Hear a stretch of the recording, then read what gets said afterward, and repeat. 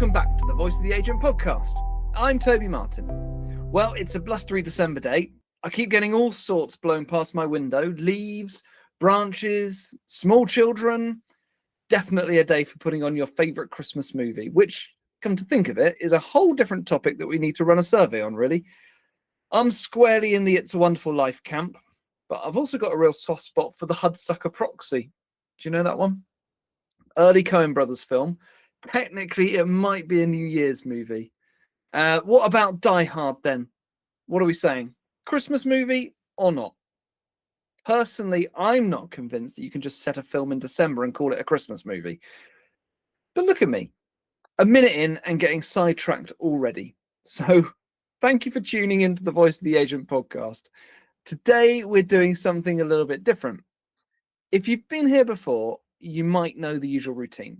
Some weeks you get Simon Ledbetter in full forensic interrogator mode, extracting wisdom from a poor unsuspecting guest who probably thought they were coming in for a cozy chat. Other weeks you get me unpacking even the latest findings from the Voice of the Agent surveys, data, sentiment, the absolute chaos agents are navigating on the ground. But today we're starting something new, which I'm really excited to bring you. This is the first in a series where we bring you live content from the Voice of the Agent conference that happened in November 2025 at Bletchley Park. The talks that really made an impact in the room, the ones where people were taking photos of the slides, where we heard a collective wow ripple through the audience. If you weren't able to make it to the Voice of the Agent conference, wow, what a day. I'm pleased to say we'll be repeating it in 2026, so you'll definitely get a chance to join us. But we had 18 speakers on the day who each brought their own unique insights and approach. A theme of data laced through the day. Of course it is, because we're the Voice of the Agent and we're all about data. And genuinely, there was no better person to launch this series with than with Kate Faulkner, OBE. If I were in charge of designing a national curriculum for a state agency, which frankly, the country would be in a much worse place if I were, I would definitely have Kate's talk on page 1. Mandatory, no exemptions. You don't get a set of office keys until you've listened to her explain the housing market. If you don't know Kate, first of all, how dare you? But secondly, she's one of the UK's most respected property experts, a proper analyst, a communicator, a myth buster, and one of the few people who can actually make housing policy sound gripping. That might sound extraordinary to you, but believe me, in the hands of Kate, even dry data about the housing market can sound enthralling. She runs the consumer education site Property Checklists, chairs the home buying and selling group, works with DL, UHC, or whichever derivation of those letters they're currently going with. She appears regularly on BBC TV and radio. She's written 11 property books and somehow still finds time to help everyone from lenders to agents to surveyors understand what's actually happening in the market. And just after the Voice of the Agent conference, coincidence or kingpin makers, queen pin makers? I don't know if that word's been updated. Anyway, just after the Voice of the Agent conference, she picked up a Lifetime Achievement Award at the Negotiator Awards as well, which tells you everything you need to know about Kate. So before we play this excerpt from her keynote talk, a tiny bit of context. This was Kate's first big outing after several weeks at home recovering from a knee replacement. This, as you'll hear, it wasn't just a talk for Kate. This was definitely a release of energy. And my word, you can hear it. She walked onto that stage at Bletchley Park with the kind of pent-up enthusiasm only someone who's been stuck indoors for a month can bring. And we all benefited for it. What you're about to hear is Kate in full flight. Sharp, funny, frustrated, passionate, and absolutely determined to cut through the noise about the housing market. She doesn't tiptoe, she doesn't hedge, she goes straight for the jugular of the accepted wisdom we all see in the headlines, and she does it with the clarity of someone who has spent 25 years swimming in the data. So we join Kate just as she starts lifting the bonnet on UK housing over the last few decades. The decisions, the policies, the unintended consequences, the things everyone thinks they know, but doesn't, and how all of that feeds directly into the market we're operating in today. I won't spoil the specifics. I want you to hear it exactly as the room heard it. But what I will say is this. This is the kind of explanation we desperately need more of in our industry. Honest, evidence-based, no theatrics, well, apart from a bit of shouting, which she does apologize for, but absolutely no sugarcoating. So settle in and enjoy this electrifying slice of Kate Faulkner live at the Voice of the Agent. I'll be back afterwards to wrap up. Is everybody at 2014 best news ever? I thought it was a bit of a mistake. But when the government came out and said we're going to cap the amount lenders can lend at 4.5 times, and we're going to make sure that first-time buyers are assessed on long-term interest rates, not at the 1.2%, that's why we didn't have a crash in 2022. One of the major reasons why we didn't. And it has now capped house prices, just like, for those of us remember, you couldn't borrow more than 3.5 times your income in 2000. And it's after that when everything went wrong. And the problem is, while we've done this tinkering, we have spent the last 30 years not solving what, in my view, is the real housing crisis. And what everybody has really forgotten is it actually wasn't your fault, or landlords, or private developers. The thing that went very wrong was the policies that were implemented in the first place. This is a chart. I haven't got it quite up to the end, but see that blue bit? That was council, social housing. I don't understand why people don't bring up this chart when they talk about the housing crisis every time. If you're going to stop building all of those and have lots of population increases, there's going to be a problem. And that problem's quite big. 1.4 million households are eligible, owed a social home. They should all be out on the streets demonstrating, in my view, because it is outrageous that they weren't built for them. And then, miracle move. I know we won't build anymore, and then we'll sell off 2 million of them.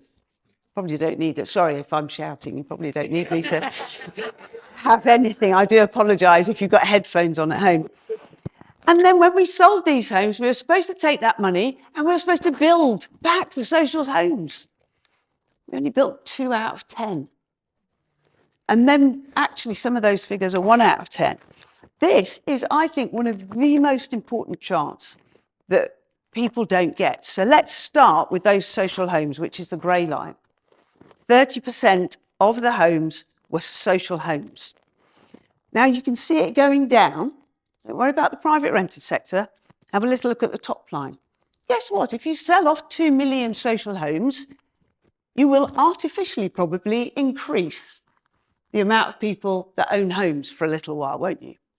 It's fairly natural to have to be a statistical genius, because I'm certainly not.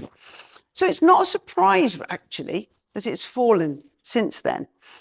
But here's the other thing.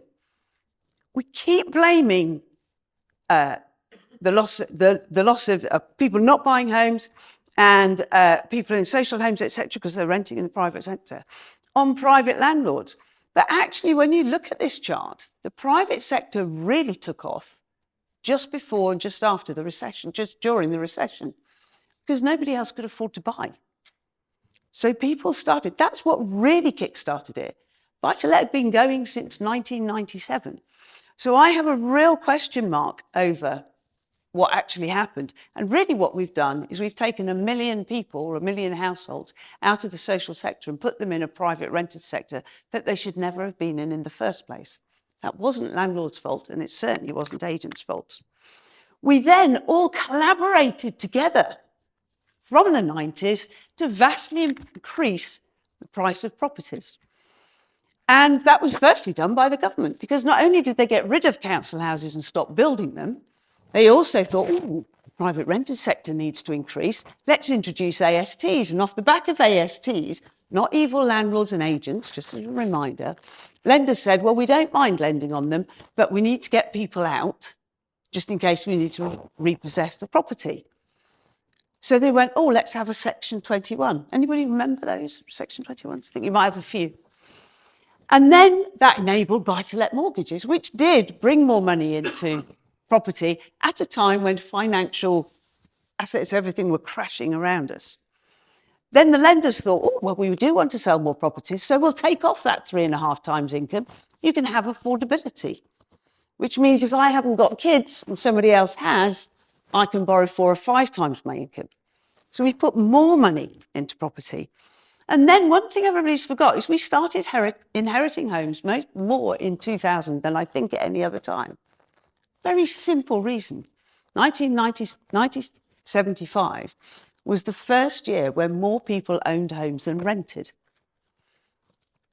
We buy on 25-year mortgages. So we started getting all this other money in. And then when we got that money in, we thought, oh, look, prices are going up. We'll go and give it to our kids so they can still buy. And so deposits have gone up naturally by, not because they have to, doubled. And then because we've got an aging population, in 2017, more people now own a home than they ever did before. So 2 things have happened. This is one of the most interesting stats, I think, from Zoopla. So I'm a little slow. I've had a knee replacement, so I'm very happy, but I just don't walk as well as I do normally. 1 in 2 buyers out there either buy with cash or have a 50% loan to value or less mortgage. Just sit on that a minute because I need a drink. Not vodka, somebody suggested earlier. So they're not restricted by their income, half of them, are they? And breathe. I don't know about you, but every time I hear that talk, even in small bursts, I'm struck by just how much clarity Kate brings to conversations that are so often wrapped in myth, noise, and whatever headline the newspapers are running that week. It's like someone finally switches the big light on in a room we've all been stumbling around in for years. And remember, what you've just heard is only a small slice of her full 30-minute keynote. After the section you've just listened to, she went on to unpack some of the most important and least understood dynamics in today's market. Things like why average house price data is dangerously misleading for agents, why different towns and cities behave like completely separate economies, why flats in parts of London haven't risen in value for years while houses have surged, why affordability ratios should be taken out behind the barn and retired forever, and why a huge proportion of buyers today are driven not by income, but by equity. She also challenges one of the biggest stories the media love to tell, that rents are spiraling out of control everywhere for everyone all the time. And in classic Kate style, she doesn't just tell you it's wrong, she pulls out the ONS charts, points to the data, and explains exactly why the narrative doesn't match reality. And perhaps the most important part of the whole talk, the bit that really stuck with me, is her call to arms for the industry. The idea that if we as agents don't understand our markets deeply, if we don't challenge lazy national narratives, if we don't speak up locally and educate and correct and contextualize, then bad policy fills the gap. Because if the public don't know what's really happening, policy gets written for the wrong problem. And that's why Kate's work matters so much. She doesn't just analyze, she doesn't just communicate, she's effectively giving the industry a language to explain what's going on to the media, to landlords, to sellers, to tenants, to local authorities, so that decisions can actually be rooted in reality. It's one of the reasons why Simon wanted her on stage at the Voice of the Agent conference. And she's a big part of why we're so proud of the conference content this year. And on that note, if you want to watch Kate's full keynote exactly as it happened at Bletchley Park, in full, unabridged, along with all the other sessions from the day, you can. We've put together a full, unabridged, beautifully produced movie of the conference. Every keynote, every panel, all the visuals lovingly crafted by our friends at PBS Media, who genuinely made it look about 5 times more glamorous than the reality of us all running around on no sleep. You can find it at weareunchained.co.uk. That's because for some reason my teeth fell out halfway through that. That's weareunchained.co.uk. Do you know what there? I think I just choked on trying to sell you something, because quite frankly, obviously I want you to buy these videos. They are worth your time, but I think I choked on my own sales line there. So let me put my teeth back in. You can find it at weareunchained.co.uk. And if you enjoyed this clip, the full thing is absolutely worth your time, whether you're an agent, manager, director, or just someone who wants to understand the market without being misled by the headlines. Big thank you to Kate Faulkner, OBE, for appearing at the Voice of the Agent conference, along with all of our other speakers. And over the next few weeks, we'll bring you more excerpts from the conference stage, featuring some of the most interesting and thought-provoking voices in the industry. We've got Heather Staff, who delivered one of the most inspirational, practical talks of the whole day. We've got Will Olstein from YouGov, who took us deep into consumer data in a way that had the room frantically scribbling notes. We've got our prime market panel, our conveyancing panel, and many, many, many more speakers. They'll be brought to you clips in future podcasts, and the full talks available to download from our website if you choose to do so. So if you enjoyed this episode, and if Kate has rearranged your understanding of the housing market in the same way she did for the rest of us, please make sure you hit follow or subscribe on your favorite podcast platform so you don't miss what's coming next. Thank you for listening. Thank you for supporting Voice of the Agent. And thank you, as always, for being a part of this wonderful profession that genuinely shapes people's lives. I'm Toby Martin, and I'll see you in the next episode. Bye-bye for now.